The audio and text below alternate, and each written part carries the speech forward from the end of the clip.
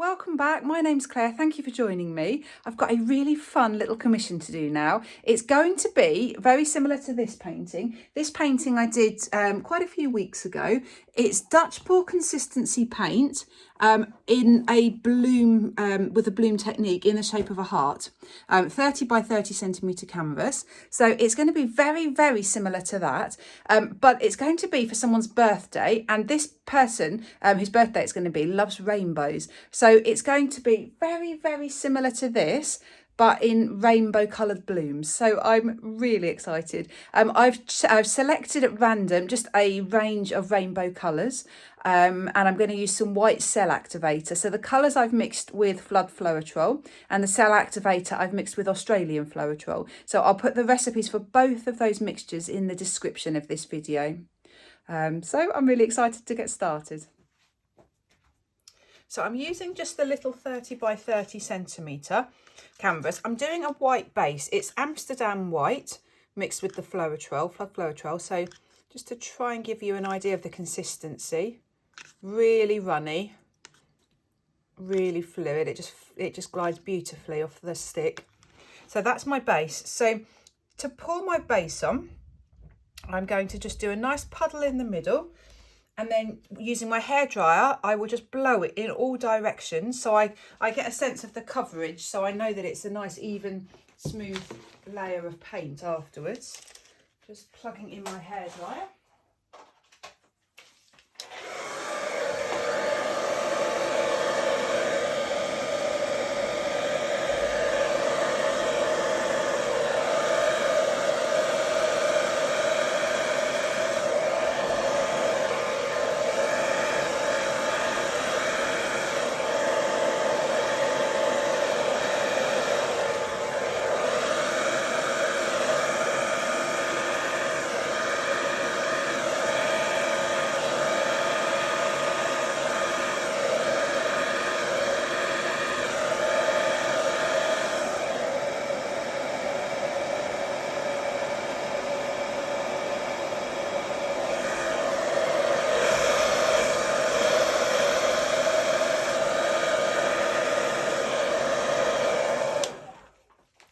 So I know that's nice even coverage now. And then because it's white paint on a white canvas, I'm not going to worry about dabbing the edges. I'm just going to run my finger along the edges, just so there's no drip marks, just so it's nice and even and white coverage. If it was a different colour, especially a more transparent colour, I wouldn't run my finger along the edge. I would very carefully dab the edges so that I get a good thicker amount of white. But white paint on a white canvas, really, you wouldn't know any different. So it's fine. So it's quite a few air bubbles because I've only just mixed this white. So I'm just going to burst the bubbles with my blowtorch. And the problem with white is you see everything. So there's just a couple of little flecks of fluff or something in there. So I'll get them out as I see them. Right, so heart shape. So I'm going to use my piece of wool. So I've used this technique a few times now with different shapes. So all I'm going to do is put a piece of wool down, fiddle with it, move it around until I'm totally happy with my heart shape. I think last time I did this, I might have used push pins for my heart. Yeah, I think I drew a heart on a piece of paper and cut it out and put it on, and then maybe just use the piece of paper. But it's much easier just to do it like this. Actually, I need a pair of scissors.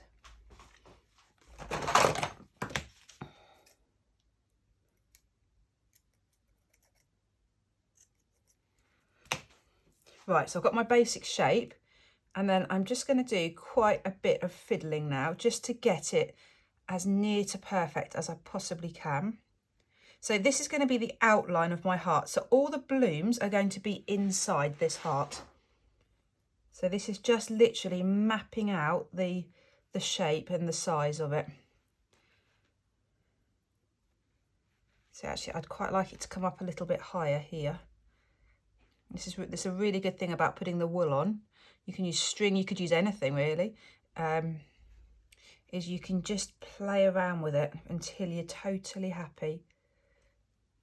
Be careful, if you do this, be careful what wool you use, because some wool is quite fluffy, and the last thing you want is bits of fluff left in your paint once you've removed the wool itself.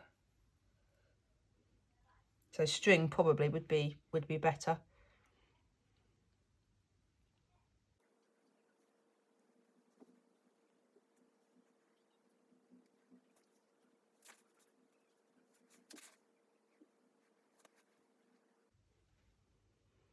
Right, I think I'm there. I think I'm happy.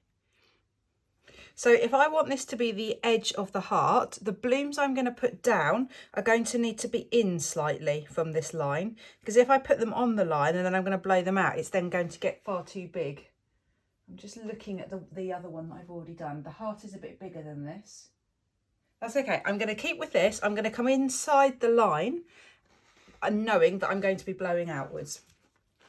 So my colours, I'm going to do I wondered how to do this, a rainbow flowers. I'm going to do different groups of flowers. So I'm going to do a red, orange and gold flower. And then I'm going to do greens and yellow flower. Then there's the pinks and the purples, and then there's the blues. But I'm probably going to do a couple with the blues.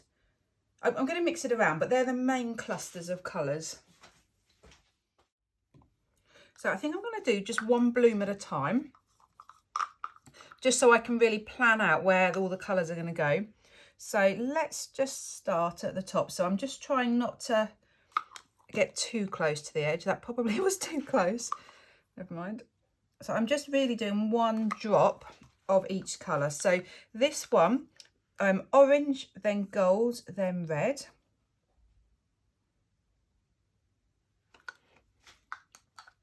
And I think I'm going to do, I'll blow it out afterwards. So I think I'm going to put all the colours down and then blow that out. So that's the first colour combination.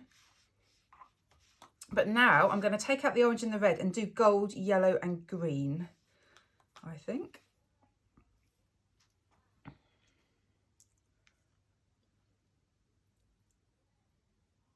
I'm going to really try hard not to get these too close together, because I'm just finding if I have them further apart, the end result means you can see the beautiful lacing so much better than if they get a bit squashed together.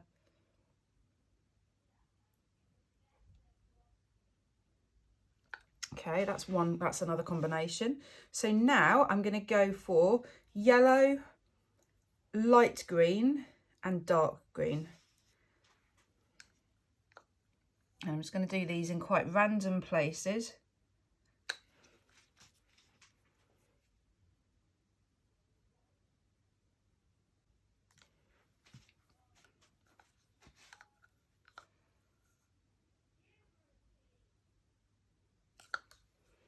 Right, now let's move over to the other side.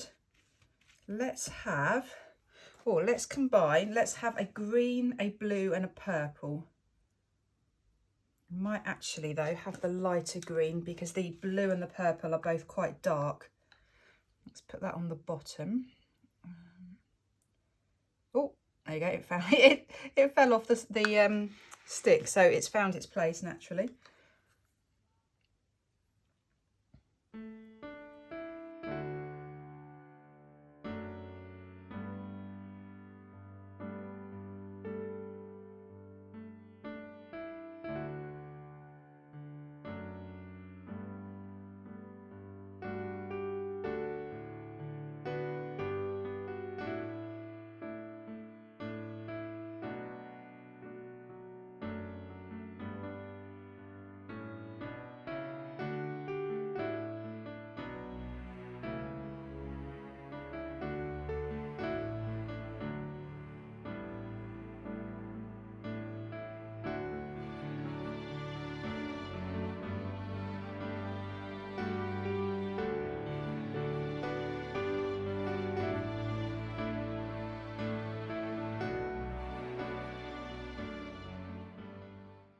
So let's remove this piece of string, piece of wool.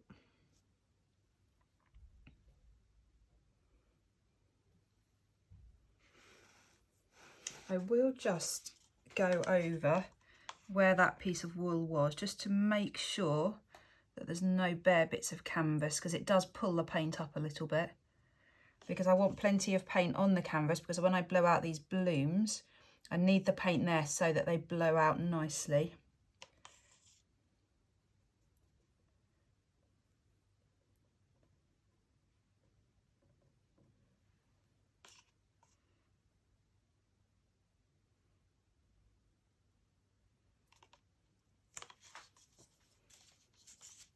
Right, cell activator. So just a tiny drop in the centre of each puddle.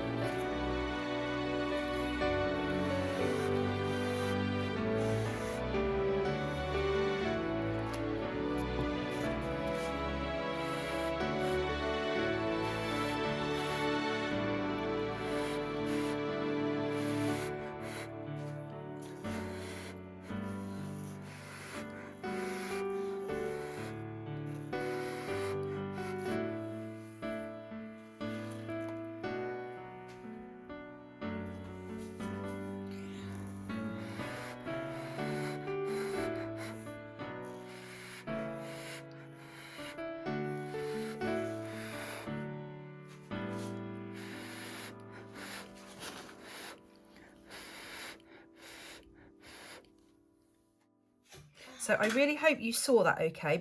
I just got my daughter, who's supposed to be going to bed, I just got her to come down and film it for me. So I'm hoping you got a better angle so you could actually see what I was doing, rather than being up high and not really seeing. So that's the basic blooms blown out. I'm going to use a straw though, just to blow on in the centre a bit more.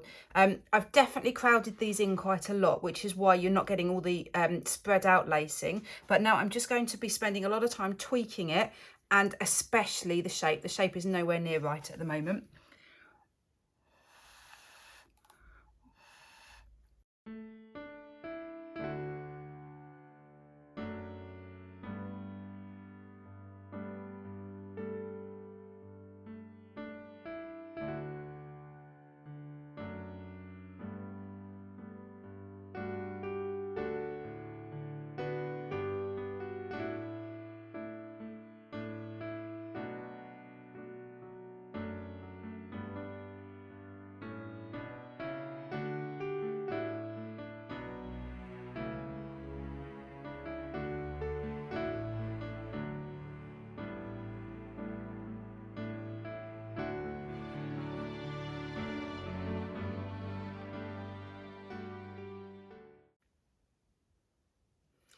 Right, I'm really happy with the shape now. So I'm going to now just do a few little twiddly bits just to really pull the colours, pull all the flowers together. Oh, I'm just not happy with that bit. So here it is. Let me take you in for a close-up. The heart, the shape, I'm really happy with. As you saw, it took me ages to get the right shape. I blew around, yeah, lots of time, but I'm really happy with the shape.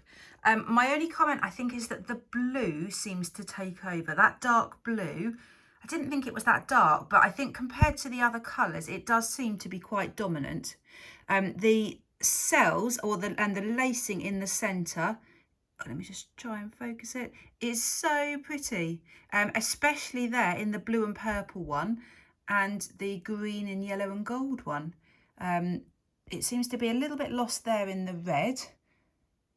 There's some nice one in there in the purple, and then the red there, not so much there. So it's really varied. So some of the little blooms have got the cells, some of them haven't, which is quite interesting. I'm really pleased with the little swirly bits because I just feel it pulls them together, and also it's quite handy at the edge here because it just helps to really define the shape of it more. So we'll see how this one dries. Right, I'm going again. I was reasonably happy with that last one, but I've just decided it was the dark blue was too bright. There was just something off about the colours, and I'm just not happy to give somebody a painting that they've asked me to make for them if I'm not completely happy with it. I've got to be happy, and in the hope that, yeah, I've got to love it, and hopefully they will love it. If I give somebody a painting that I'm just not sure about, that's going to be on my conscience. I'm not happy with that. That's not why I do this. I do this because I love this process and I want to get it right. So I have modified my colours. I've got rid of the gold because gold can look a bit wishy-washy sometimes. I've got rid of the dark green and I've changed my blue. So I've now got cerulean blue, and it's a much lighter blue. I've got one of the purples, the lighter one, and I've still got the iridescent violet. So I've got iridescent orange and the violet blue there. So the colours now, I've got one of everything. I'm just trying to make it simpler. I think that maybe I overcomplicated the colour scheme before. They're all a very similar tone, apart from the red, which is darker. But I don't want to lighten it, otherwise I'll get pink. So I think this is what I'm going to go for. So I've put another base down. I've done a heart. I've done the heart more roughly this time because I realise it just doesn't matter because I'm going to be blowing it out, and that's when it matters. So I think I just want more cheerful colours. So I'm not sure beyond this point at the moment. What I might do is not really have a plan to this as such. Just put the colours down and see what happens. Well, actually, the other colour I really was missing, was turquoise. Let me see if I've got a turquoise. I've just found my Pebeo Studio Acrylics iridescent blue-green. It's my favourite, one of my favourite ever colours. And wow, that somehow brings all these colours together really beautifully. So I've got my complete rainbow, but with my turquoise. So I actually feel really happy about these colours now. I think the other thing I'm going to do differently now is not just have a kind of red, yellow and orange flower and just a pinks flower. I'm going to just keep chopping and changing and mixing them all around because I think the individual colours just stood out too much. So I think it's going to be just a real jumble of colours this time. Right, so how do I do that? I'm going to try and do much smaller blooms, smaller puddles this time.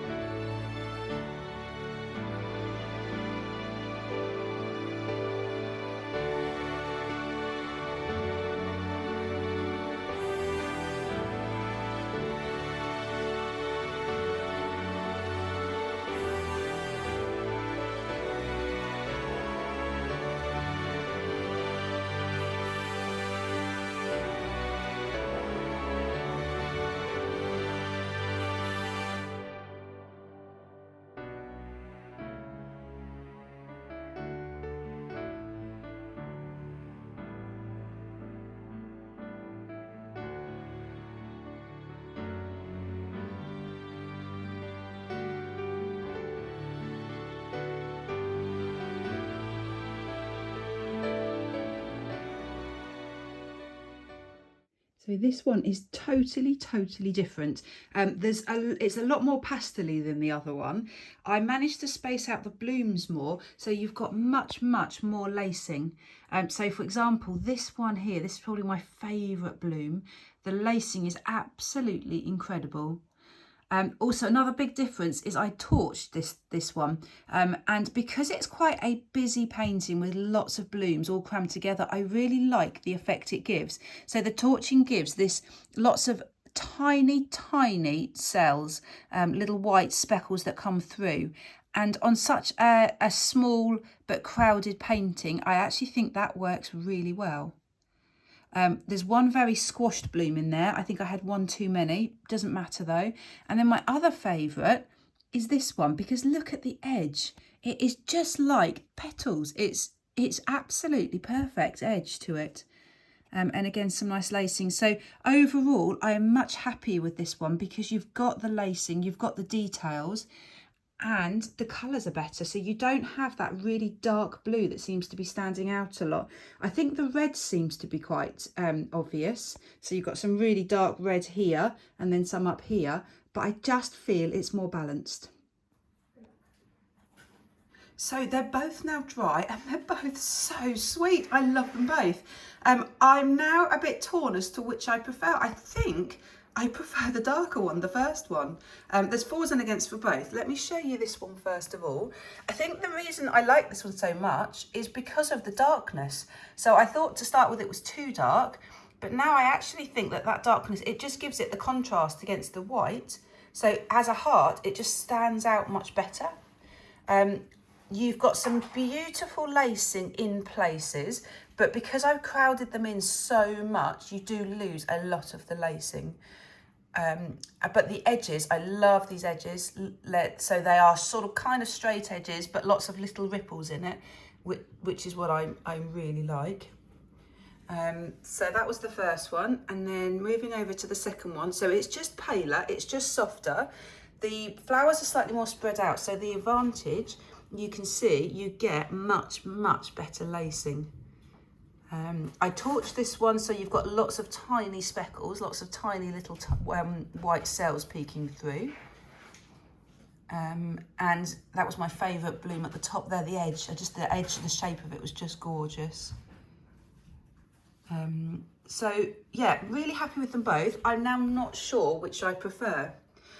So as I said, this is a commission and the subject was a rainbow heart. So what I've done is showed the customer and we've actually together decided that it's not quite rainbow enough. So although I've used rainbow colours and I love the results, I don't think it quite fits the brief. And I now realise, talking to the customer more, that's what she wants is an actual rainbow. So lines in a rainbow. So although I'm happy with these, I'm going to be doing it again. So you will see, I'm going to do another painting, which is an actual rainbow. I think I might do Dutch pour sort of lines coming across in the colours of rainbow.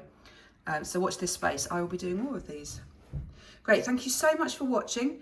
Do hit the like button, the thumbs up button if you like it. And please do subscribe to my channel.